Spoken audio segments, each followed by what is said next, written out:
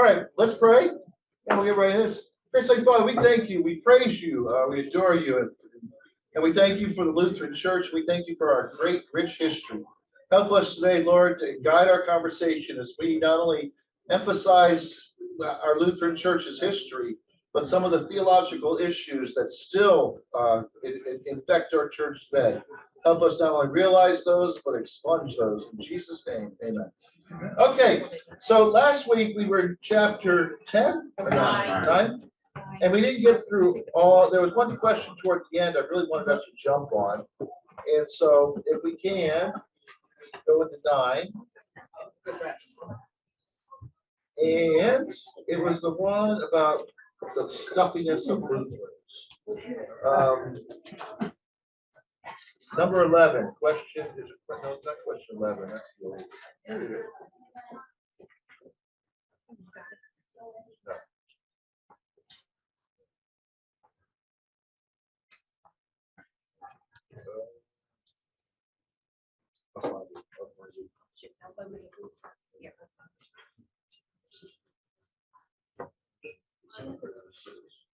9. Oh, that's 9. That's why I'm looking at something else. 9. Okay. 9. The French Revolution began with the high ideals of liberty, equality, and fraternity. 15b. So find 15b. Does the French Revolution? And what do you remember about the French Revolution? Let them make cake. Who said that? Marie Antoinette. Yeah, I guess What are we doing? 11? we're at 9 right now.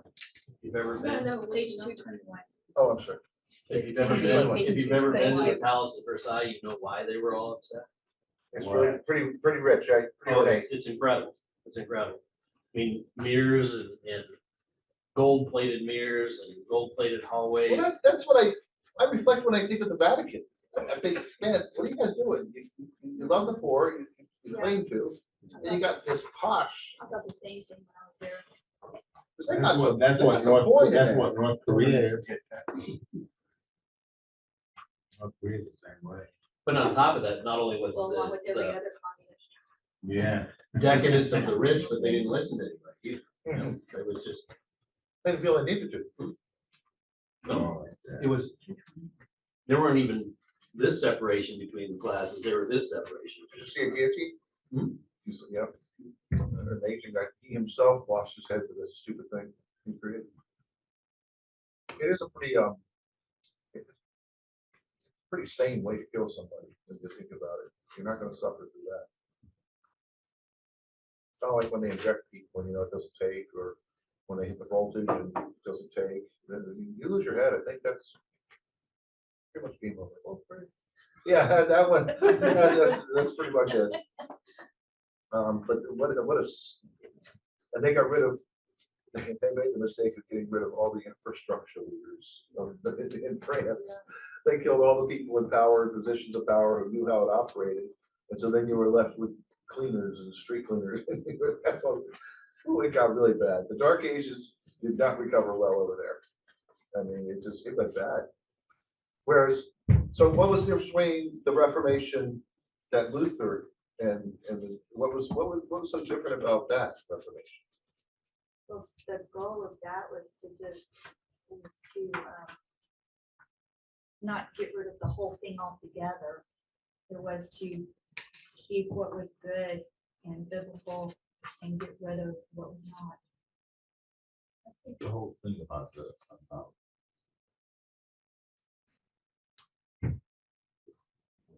Martin Luther was the difference between tradition and what is gospel. Well, That was that's the what whole Jesus is thing. getting at. The Lutherans decided that the tradition that did not do the way of Jesus, to keep it. So if the prayers to Mary, get rid of that. That goes away. So when a Catholic comes to our worship service, like it's a lot like our service, you got there's something missing here. And that was part of the dealing with the tradition. Keeping, because Luther was big, and it was interesting that Luther was the one that God used. Because Luther was a monk. He knew the ins and outs of the church. So when Luther was able to know what to preserve because he knew what was closest to the gospel, And he also knew that he had a real gift. It's a gift. Leadership is a gift. And when you see it, you know it. It's a gift. It's making the right decisions at the right time, going with your gut a lot of times. Sometimes you have to watch Star Trek to get it. But Luther, he had a real gift of knowing that this Reformation teaching of the grace by faith is such a big transitional thing to our culture. We need to keep as many things the same as we possibly can in the midst of this huge change. And he wrote about that. So he knew some sociology. And so he kept the traditions, not because they're so wonderful, but more so because too much change all at once, that would have been enough for people to throw up their arms and say, I can't do this. And so that is, and so you see how that plays a role in this chapter 9, where the American Revolution was also one where that didn't go poorly. We were way outmanned and outgunned by the British. Well, not only that, it's interesting to know too, I didn't know this until not too long ago, that about half the people here, they didn't want to be free from England. I think it was like less than 5% were the actual. And that's why Thomas Paine wrote Common Sense. Crazy, huh? And yet this experiment goes on. We're coming up to 250 years. And this is an experiment, folks. This country is an experiment. Nothing's been done like this in all of history. To have this much as a constitutional republic like this, to have the voice of the people actually be able to be heard, to treat people in a way that you're not stuck in the system like a caste system, that you're not stuck in this, that you have the ability to maneuver yourself. This is an incredible experiment. And we're realizing how dicey this experiment is too. Yeah, we'll just see what's up with New York. We have that. Yeah. New York is The thing is, it really kind of harkens back to the French Revolution. I mean, everybody lost their head. They had a different idea, different opinion. They could not tolerate different opinions and ideas. And unfortunately, we're getting very close to that in this country. well, the whole anti-Semitic or anti-Zionist, or whatever you want to. I'm not a Zionist, okay? I don't believe that there has to be a nation of Israel for the nation for God to return and all that. I don't believe that. I believe it's something more spiritual. So I would be considered an anti-Zionist, but I'm not anti-Israel. See, I'm different. Israel went through all the proper channels. The world gave Israel this land. They didn't colonize it. That's what's ridiculous. They were given this land. Well, technically, God gave it to them. But the United Nations and all the nations after World War, they said, yeah, they were all in. And so it wasn't like they took it over. They didn't have the power to do that. And so I'm all for it. That's okay. Man, it's hard to keep a republic. There's always somebody who wants to have more power than everybody else. And that's what our system tries to protect us from. And it's always there. Tony, you're a Marine. You knew about all the external forces that were enemies, but you also had to be trained to recognize internal. Yeah. And you're hearing a lot of internal forces. Like we have people in Congress and Senate who are openly for Hamas and for getting rid of Jews, and you're like, what are we doing, man? How did we get here? That is very careful. Yeah, but there was a big talk about that. And these schools in New York, you would think New York, of all the places in the universe, there's only one place in the world that has more Jews centralized than New York, and that's Israel. That's it. There's no other place that has more Jews than New York. And so other than Israel. And you would think, how did this happen? That an anti-Jew is now possibly the next mayor of New York.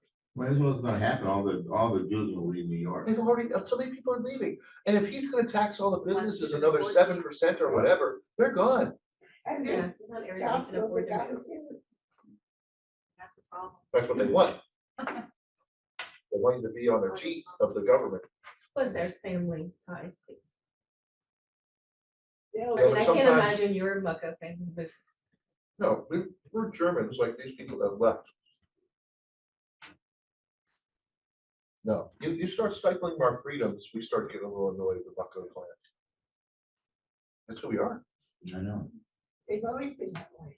Yeah, I'm not gonna stop that. Freedom is so essential because the world, throughout the world, there's no experience like we have here. We can say any nutty thing you wanna say, pretty much, and it's okay. But they're not gonna leave you. Some people have already left. I but said they've had- your family's not gonna leave you. Well, they're old. They're old. Why would Some of they? them are not. Uncle Artie's 94. Yeah, but that's what I'm saying. Their kids have ties to Uncle Art, so they're staying. I think. It's yeah, okay, what- it's a different subject. Well, right now, yeah, I can see that. But I think Went once. to college. Yeah. Okay, let's go to chapter I 10. don't see your family. Okay, chapter 10. Let's go to confession. All of you go to confession with me. Chapter 10. You have a romanticism and the Enlightenment. Did you understand the particulars there? I've never been really clear on that stuff. Anybody want to explain it to me? What, I mean, Enlightenment is reason, and then romanticism seems more emotions and heart. yeah, so there were romantic poets and there were, like Blake and they could take words and they were not so much in the meter and tying in with the scheme of rhyme and all that. They were more in finding the proper word that would accentuate the feeling they were trying to convey. Whereas others were interested in pentamic diameter or whatever, all these crazy things we had to learn in school that we probably forgot by now. But that was the difference between romantics. They just went on and they just did all sorts of crazy stuff. Milton was a romantic. So when you read Paradise Lost, but he was also, Milton was probably one of the most brilliant people ever lived. And yet, I don't know how many, he wrote Paradise Lost, Samson Agonistes, Paradise Regained. He went blind late in his life, but he taught his daughter how to read Latin and Greek. She didn't understand a word of it, but he taught her how to read it so that she could read it to him while he was blind. It's because of Milton that you have the term ivory tower. He used to go in the tower and he would be upset when kids would be out playing outside. And so he would go up to the ivory tower and shut it so he could study. And he was absolutely brilliant. When you read his stuff, he finds words that you didn't even know existed. And you're wondering, like, how did this guy do this before you had AI or you had a thesaurus? So it's just crazy how smart these people were back then. And that's what you're here with now. Now you got some Germans. There's a whole bunch of world issues happening. The world is still reeling over the loss of the Catholics having so much power. They're trying to gain back. There's a counter-reformation where some of the cities, some of the countries that have Roman Catholic leaders now, they're persecuting many of the believers of other denominations and other faiths that are in their countries. And so there's a huge maneuvering all around Europe of people taking off and leaving. And religious freedom. I'm sitting here, Sonia's been saying my parents will never leave or this or that. For people who have left Germany and all that they had, and to just take off to this new land that they heard about, America, and to lose one ship with 120 people on board, out of 5 ships, right? One ship got lost.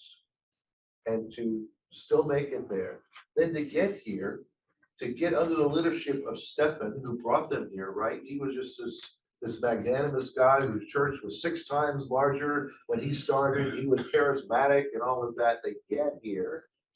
And then what do we find out about him? There were, All right, let's not Mickey Mouse with words here. there were 2 Louisiana don't sections, sugar there were coat. 2 sections of Germans that came over, the I was thinking Saxons section. and the Windish. Yeah, they didn't get into the Wendish so much in this one. The Saxons are what we're following here primarily. The Wendish will become part of our history eventually here. We'll see. But yeah, the Saxons. So you get this Stephen, they have this huge thing now where the pastor of the church has been having relationships with not just one other woman, but a few other women are coming to the testimony. And so the church has a scandal immediately that they have to contend with in a new land. Now, the people who followed him, they were called a cult when they were in Germany. You're following that cult over there and all this. Now, with this new news, they're probably thinking, what are we following here? So the church was in jeopardy of losing its way right away. Except, who did he help bring to faith? CFW Something, yeah, longer. Walther. CW Walker, that's right. And if you're really old and you're been a Lutheran a long time, you heard something called the Walther Walther League. League. Yeah, Yes. the Walker League, yeah. And that was a group of young people that would get together that were Lutheran, and it was They did a lot of huge. things. It was They huge. did a lot. And then the sixties hit us, and the sixties changed everything again. Another shuffling. And, but CFW Walther was a believer. Yeah. Even though the person who trained him and taught him was not necessarily all that. This is an interesting thing about our theology, because this played out even in the early centuries of the church, when you had Christians that were willing to renounce their faith and bend their knee to the Roman Caesar one day a year, because they said, I can still be forgiven all the other days, I'm gonna do this. And then when that Caesar got out of power and the Christian church became in power under Constantine, then those people started coming in and saying, oh, we can worship too, and the church had to make their decision. Do we welcome you back, who did not talk about Jesus, who claimed to not be a Jesus follower? Do we welcome you back with open arms, or do we not welcome you back? And so the church had to face that, but there were some other things that the church had to face. What do you do with pastors or people that were one time good people or on the faith, and then they went back to their old ways and they were your pastor? Is everything that they did, is it nullified?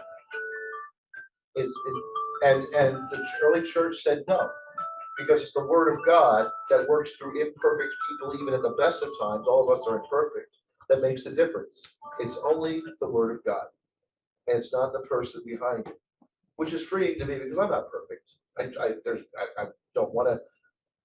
I like what there was a Duck Dynasty guy, Roberts, not the old man, but the middle guy, the dad, and he said, The one that we had the Bible study. yeah, and he talked about how if you sin, that's not the big deal. It's you are not to live in that sin. All of us fall, all of us slip. That's just something that happens. But you're not to stay there and remain in that. That's the fault. And when I have people come to me and they've made a slip or something like that, we chat about it. And one of my main questions is, do you want to do this again? And they're like, never. I said, that's what God, that's where forgiveness becomes valuable then. Because now you do get a fresh start. Not to keep doing the same sin. That's the fault of many people with that. You know, like the mobsters, the Italian mobsters who all week long kill people and all that, but they go to confession and take care of things. And then go back to doing what they were doing, go back to confession. And that's a misuse of the relationship with God. So you have this here, you have this awakening, you have romanticism, enlightenment. There's a lot of ways that people are thinking, and a lot of ways that their thinking is being brought to the world because of the printing press. And so there's a lot of, the growth is amazing. But then the university system, something happens. There used to be this holistic approach to universities. That when they taught the whole approach from the inside out. So you believed in God, and then now the question is, how do we explore God's realm? Then the Germans got a hold of this education system with all of their Epicureanism, but their Enlightenment kind of thinking, and they pushed God to the side. And they said, now let's particularize the learnings that we have. So we want to study science. We want to have a whole wing that devotes itself just to science. And this is the system that we still have within our country. It's not a terrible system, but it's done its job of getting God out. It's done it. And that was the fear from the very beginning, that it was going to do that. And over time, we're seeing it when we turn on our TVs and we're hearing the nonsense that people are spewing in the name of God or whatever their name is. I have no idea what they're doing. And it's coming out of our universities, because our universities are not places where God is welcome. Even our first universities, my mother is a graduate from Johns Hopkins, and that was the first one that did this German system here. But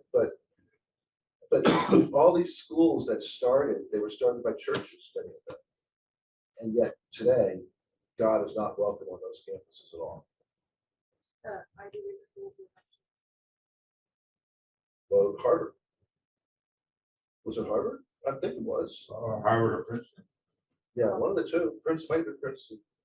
But yeah, they were seminaries and when you think of Rhode Island, you know, it was their religious freedom was the reason they had Rhode Island, and yet William and Mary and those schools, they're not all that. These are angry places when it comes to talk about God.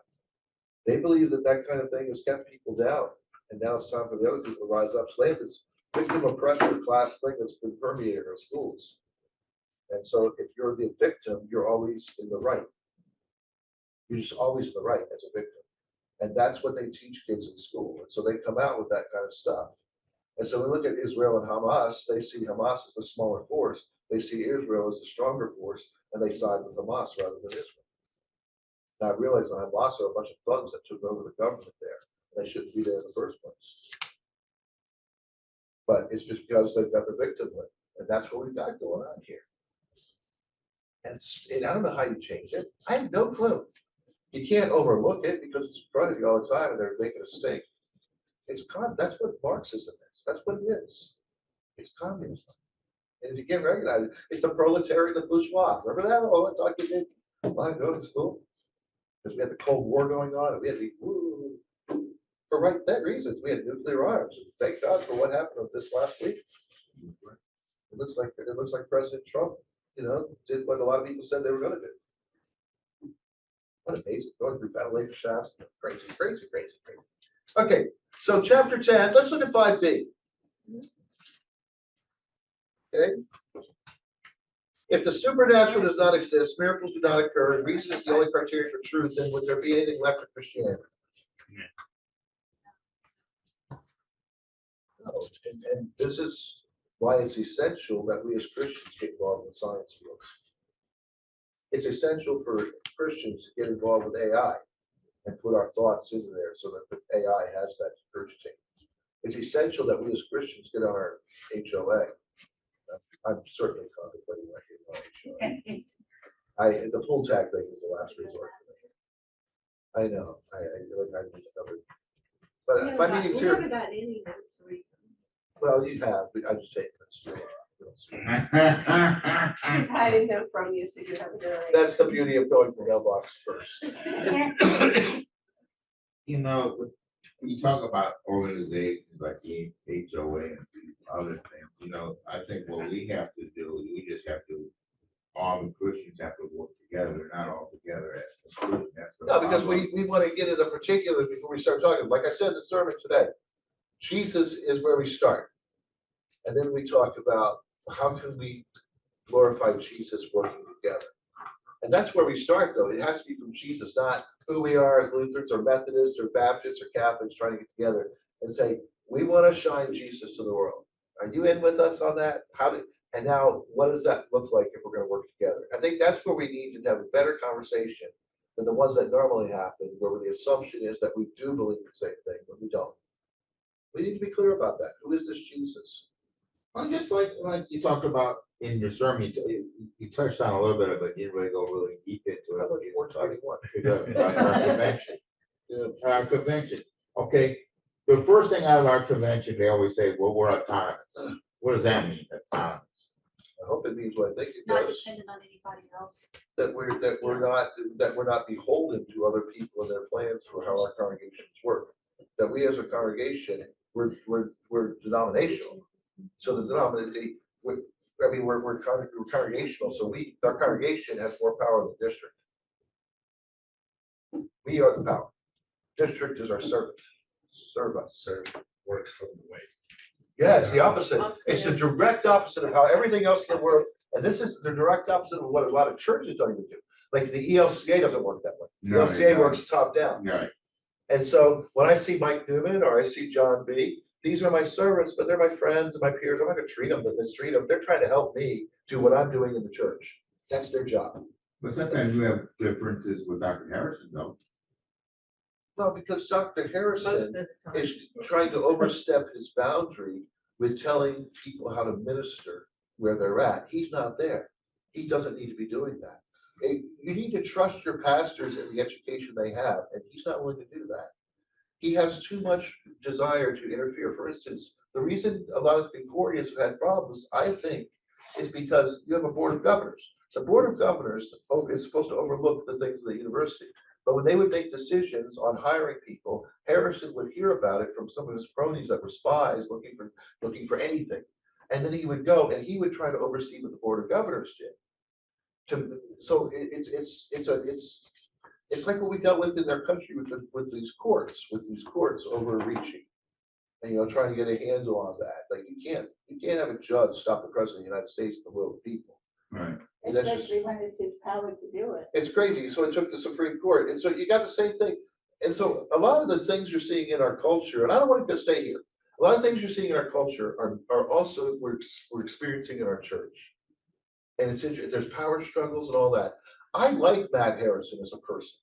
I don't like the way he leads because I don't think that he has enough trust in the gospel in the hands of the churches and the people. I think he wants more top down. That's what I see from him.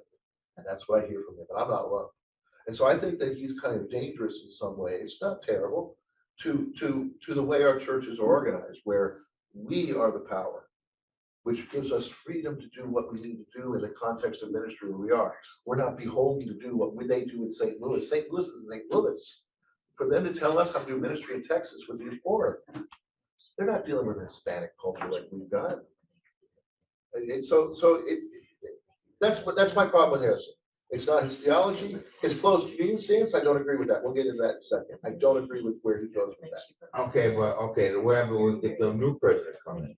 We're gonna have the same issues. You may have. It's not my issue, Ed. It's this congregation's issue.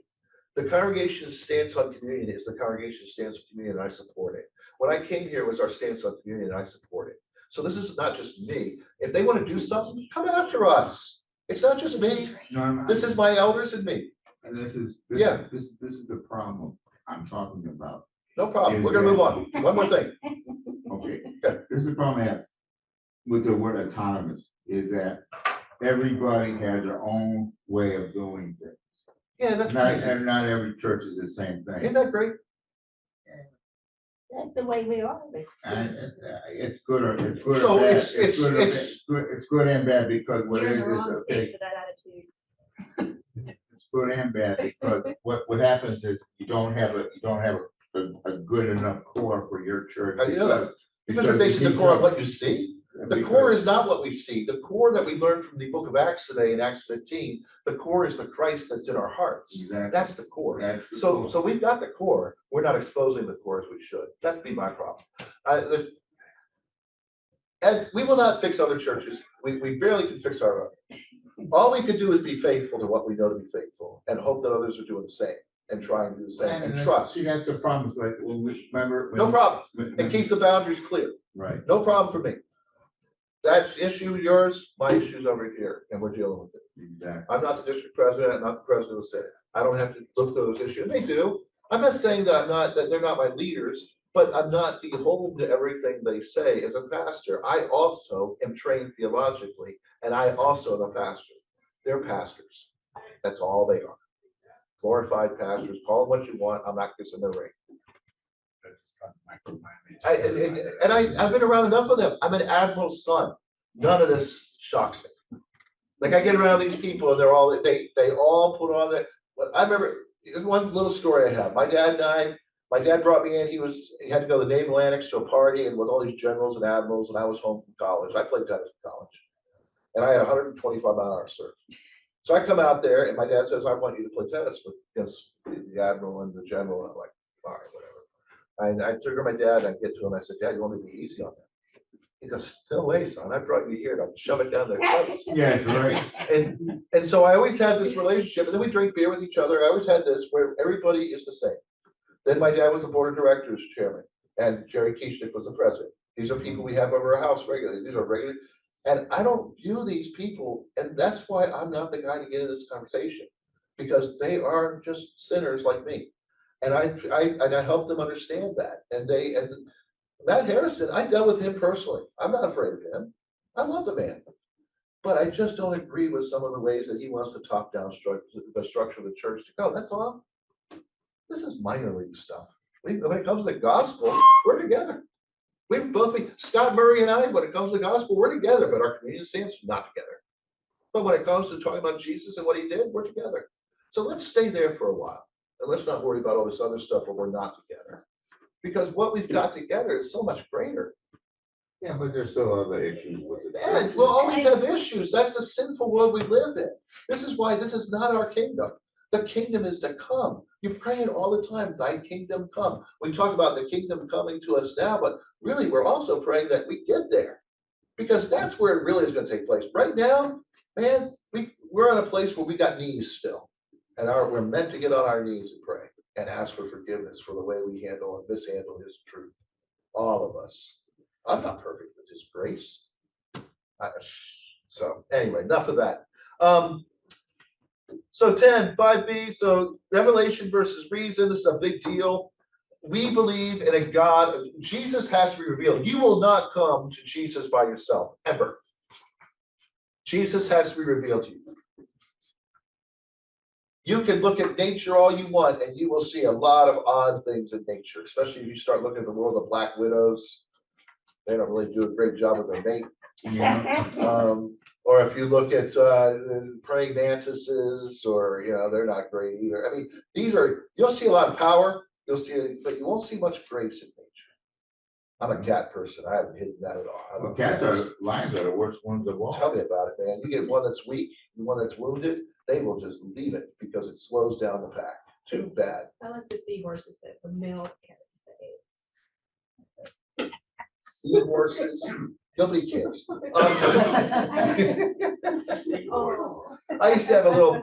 What are they? Remember those little things you had, like the magic rocks that you had? Sea monkeys. And then you had the sea monkeys. Yeah, I used to have those. What were those? Those were little. What were they? What are they called? They not clams, not shrimp. They were shrimp. They were tiny shrimp, weren't they? Yeah. Shrimp? Yeah. It's tiny shrimp. I should have known. I would have eaten them then, but Or too small. and I had those glowing rocks that you put in there, and the rocks would grow. And, Magic grow. did you have moon rings and stuff like Yeah. that too? The magic rocks. Those were good days, eh? Pet Yeah, rock. what about the black velvet posters with the black I lights? want to learn how to do that. Those were so cool. What about the posters of the Beatles where every time you look at them, I your had eyes are chorus looking of at you? All right. I like the. I had chorus, the like I flag. had like a Chevrolet Beretta. I didn't. Okay, And boys, but I did have chorus. A lot of chorus. I didn't have either one. Okay, 6B. Why does Lutheranism resist becoming just generic Christianity? What's our issue? Like, we're all Christians, right? That's what I've been saying here. Our Needs beliefs compromise. are based on the Bible.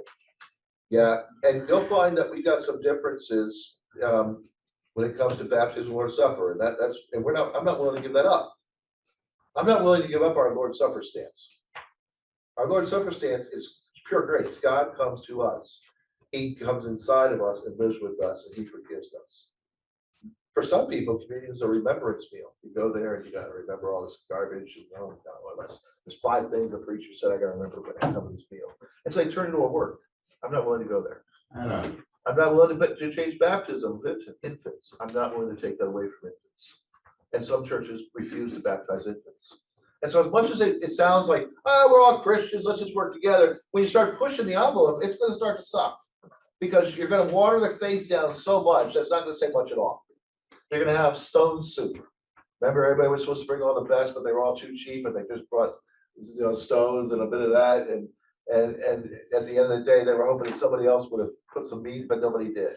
And that's what you're gonna get when you start watering down all these faiths. Lutheranism is unique. I've created this game, and I asked for how is Lutheranism unique from the rest of Christendom, and it gave me 12 different things that were pretty cool. One is theology of the cross, our observance that God doesn't work through glorious things all the time. God works through sometimes suffering. He works through the negative things in life. He works through places you don't expect because he's the God who works through the cross. Another one is adiaphora. We're one of the few churches who really coined a phrase on why we do things or don't do things that are not based on the word of God. So why do I wear a robe? The Bible doesn't tell me to wear a robe. I wear a robe because of adiaphora. I'm free to choose this. It's for giving God glory. And also, sometimes when I'm wearing under, it's not all that great. I don't want you focusing on that. And so there's a lot of little things that we have. Simul justus et peccator. That's simultaneously a saint and sinner. And that's a very unique stance that Lutherans have, that we're the two kingdoms. These are just a few things. And so I'm proud of our Lutheran heritage. I think it's wonderful. But if we're going to work together with people, like feeding and doing those things, we could do that without going to all the nooks and crannies. But we're going to worship together, can't do it. It's hard because they're asking us to give up too much and not willing to do it.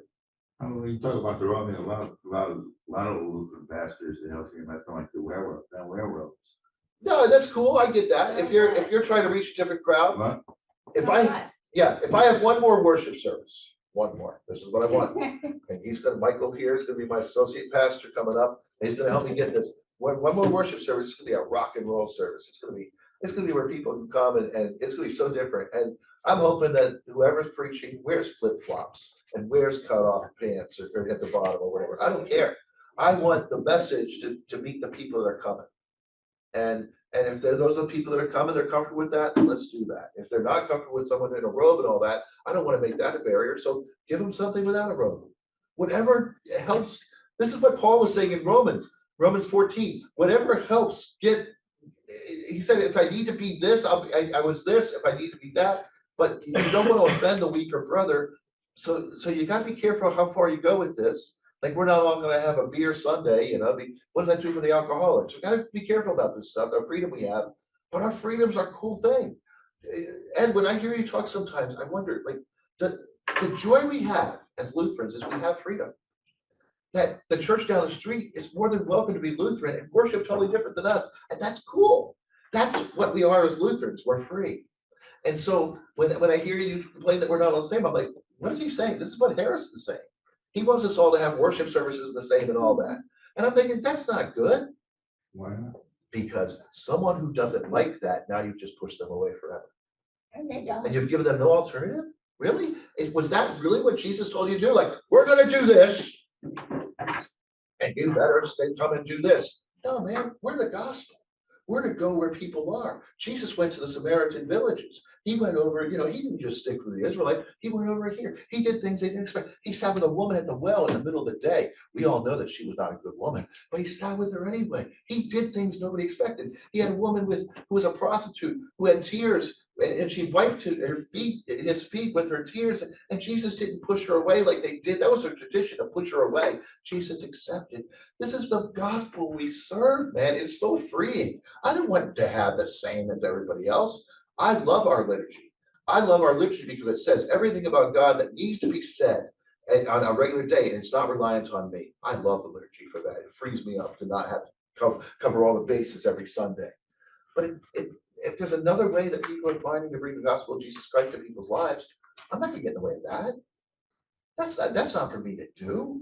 I got to trust the seminary education we all got, that we're all keeping up with the same Lutheran stuff, and I got to trust. And this is the problem we have now. Oh, Pastor's going on a rampage. We are not. When we go to seminary, we're not living together anymore. So we don't trust each other when we get out of seminary. When you live with people for 4 years in college, you get to know each other, and you just do. And so when you hear something crazy that you hear somebody say about it, you're like, I don't know. I used to know that person. We don't have that in our church now. And so what's going to happen? Lord of the Flies. You're going to start having people that they start to fill in the blanks based on what they think they're seeing. And now what's really screwing us up is the internet. Because people are putting their worship services online, and there's people throughout the country, the world, that are seeing it, and they're not seeing the whole thing of the ministry there. It's like the lesson I had to learn about the Crystal Cathedral.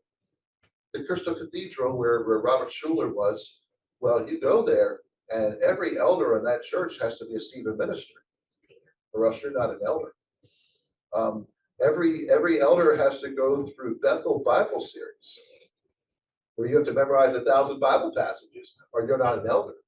And so what you see on TV is not necessarily what you see when you're there. And I learned that firsthand. So I learned not to when people talk about other churches and what they're doing, I'm like, okay, maybe, because I'll hear what about Salem, you should hear what the pastor did over there. I'm thinking, okay, they tell me, I'm like, oh, sounds great. And then I hear the real story. I'm like, yeah, okay, it's not what I thought it was. There was an article, I can't remember where it was at, a few years back, and it talked about why our church's population is decreasing. And it said because too many of them are trying to still maintain too much rigidity and not have flexibility and having their own individual culture and own individual. methodology. And we've got our 8 o'clock service. We're not maneuvering. So we also have a 10:45, and you know how much it took to get the 10:45 here? We had to guarantee to people that it was gonna be Lutheran still. We had to go through all this rigmarole. We got there. But wait till the next service comes. Well, I hope you're on that committee and get it Could be a going. little too rigid. Seems to me like it sounds like we're going back to Catholicism, which is exactly what Martin Luther It's some literally people like tried to break structure. away from too, right? It's, and why did Eric Clapton leave the faith and go to become a Muslim, right? Right? He became a Muslim because he wanted structure. Some people really like structure. They really like that. Not me. I remember in August, we changed the seating around in August at the church, remember when we changed the seating? Yeah. A lot of people got upset and they left. Not a lot of people got upset Yeah. and left, but enough people got upset and left. But that wasn't a theological thing. That was a change thing. And that was the whole, there were lots of other factors there, Ed, that you don't know about. There's a whole factor of living in COVID. COVID made people a little nutty. Like things that people got a little more sensitive about stuff than they normally would have been because of COVID. People were ostracized. They were away from people. Things that didn't. So there were lots of things that happened. That's been cleared up with me and those people. That's not an issue. They were looking also for a reason, some of them, to go to where the rest of their family was. And sometimes that's the way things happen. And sometimes people will say things on their departure that aren't always the way that. But the point I'm saying is that people leave churches for a lot of different reasons. That's what I'm trying to say. So is that a good thing? So you get a lot of people leave from this church, they go to that church, they go back to this church. And It's they go not- back and it's forth, not- back and forth. It's not good if you put it on paper. It sucks. Like you're like, really, this is, but when you read this chapter of scripture, with this chapter of this book, you realize that even bad things, God can do good things through. And so, whereas Pastor Stephan was a womanizer, and our first pastor as Missouri Synod pastor, or they weren't Missouri Synod yet, but come here, he trained Walther. And so Walther became the first president of the Synod. And how grateful we should be, because Walther was not just an extreme churchman, but he was brilliant.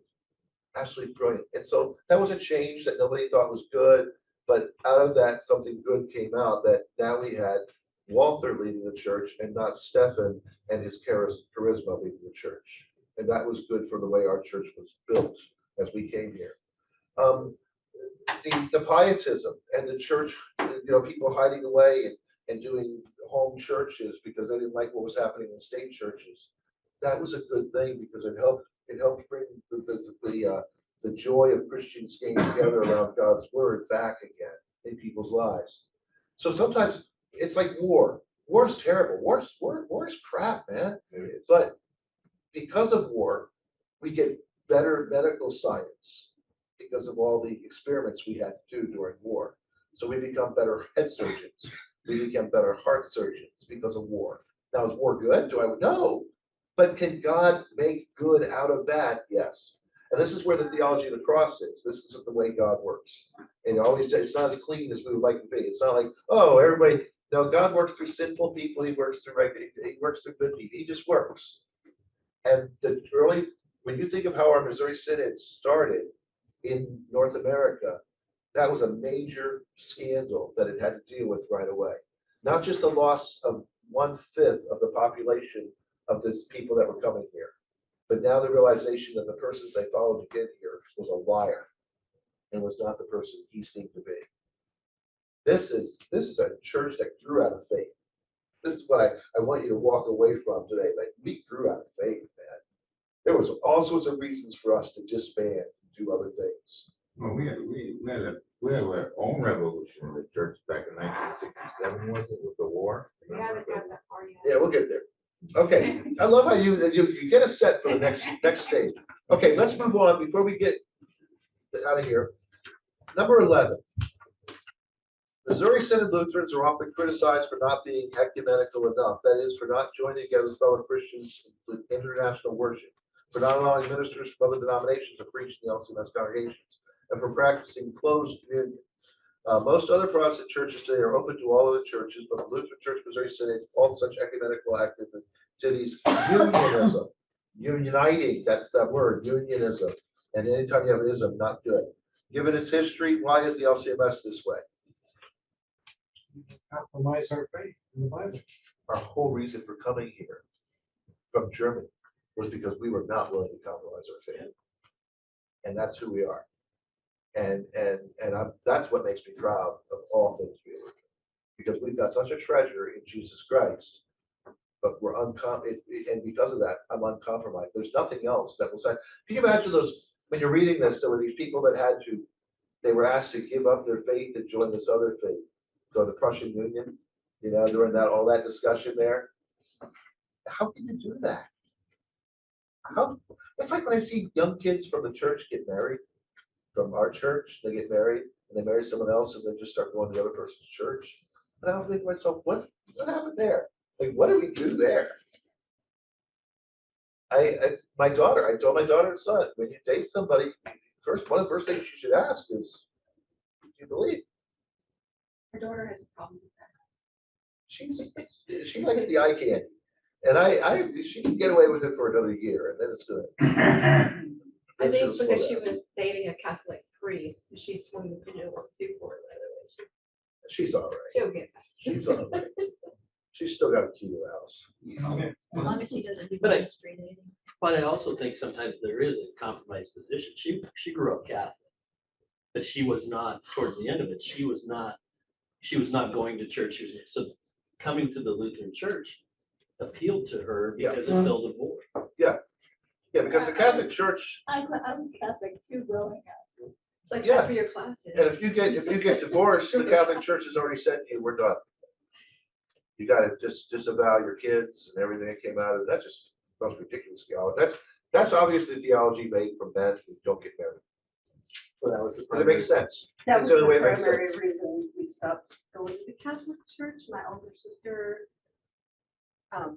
had gotten married and 2 weeks. And Yeah, so she They needed to wouldn't- get away from it. yeah, They wouldn't let her. Yeah, they wouldn't let her. No, rule of thumb, man, that's so better for worse. So she got excommunicated basically, so we all stopped because that was the reason. Yeah, you live by the law and then you treat people with the law and the law always kills. Eventually you're gonna kill the relationships around you. That's what happens. Yeah, I'm not willing to give up on anything. I'm not willing to give up on using the hymnal. I'm not willing to give up and say we're not gonna call ourselves Lutheran, even more so after reading this chapter.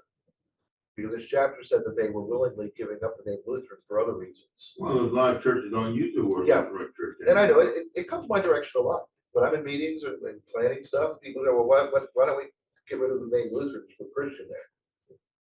And it comes up more than you would think, from people that you wouldn't expect, actually. And that's what's interesting. And I'm not gonna say names, but it's just interesting. And so I deal with it in kid clubs. I'll say we could, but then we always have to explain what kind of Christian church are we? Why not just start with the fact that we're Lutherans, and then when people ask what's that, then we can say, well, here's what we believe. And besides that, there are churches that say Christian church, and I think they're a whole different denomination. That's what I'm saying. Nobody knows what they believe. What kind of Christianity is this? Yeah. But if you say Lutheran, now you kind of like you would, like, yeah. Well, St. Mark has two names. If you go down the church side, it says Houston, St. Mark, Houston. Okay, now if you go on the other side, it says St. Mark Lutheran School. Nice. No, one side it just says St. Mark, Houston, the other side says St. Mark. I know Matt, not an issue. And he's trying to reach different kind of people there, and the word Lutheran is not helping him in that way, so it is fine. That's fine. He's a good guy, the pastor there. He's a good person. Over at my old church. Yeah. Yeah, and I work, Ronnie works at HPE too, so HPE, where I work is IT company, right? It was like a whole digital world. and we make AI, we make lots of different servers, Power Carnival, when you see voice recognition, face recognition, that's us, right? Or Facebook's our client, Children's Hospital, etc. It's like when those people come to church and it's not digitalized, right? Jeff's talking about a third way. Those people could make that happen. They would be attracted to that because it's hard to turn off that whole, like we have such, fanciness in digitalized world to come and read a hymn. I think it might, the kids in college, they all have like digital, so not that you would take away the theology, but present it in a way may draw in more people that are in that world. What? Jesus didn't tell us how to do it. He just said do it. There's 100 ways to get to the same point. Yeah. Yeah. Yeah. And I'm gonna try to use the skills. When we start to see what kind of skills Michael over here has, it's gonna be my vicar, then we'll maybe have an avenue to go down that direction that we never knew. So it'll be fun. I'm excited by it. As Lutherans, I'm a lifelong Lutheran. If we were to go to another church and have this type of a discussion on this book, what are the chances we would have somebody that's of your mindset as opposed to somebody that's far more? I think there's more along my mindset than you'd like to know. It's just, we get squelched by the ones that are more orthodox sometimes, because they can be bullies. I handle them because I think they're funny. And I just think they're funny. Because, and I know who they are, usually at conventions, they're the ones wearing collars all the time, even when they're going home, going to bed with their wife. I don't know what they're doing. But they like to wear a collar. And I always make sure I sit by them and talk about who I'm gonna vote for. Yeah, look at Pastor Schrader. He was about as rigid as you get. Yeah. But I do that, I do that, Pastor I enjoy it. And then they Schrader, usually move after a break, and I Peter usually find them and sit with them again. You know, okay, the only thing about, I'll end with this, okay, the only trouble being so autonomous, we might, somebody in a Lutheran church is gonna go down the same path as the ECA. Maybe not. Take it. Do I trust God to look after his church, or do I trust my intuition and scientific inquiry thinking how his church might go? I trust I've God. never been into the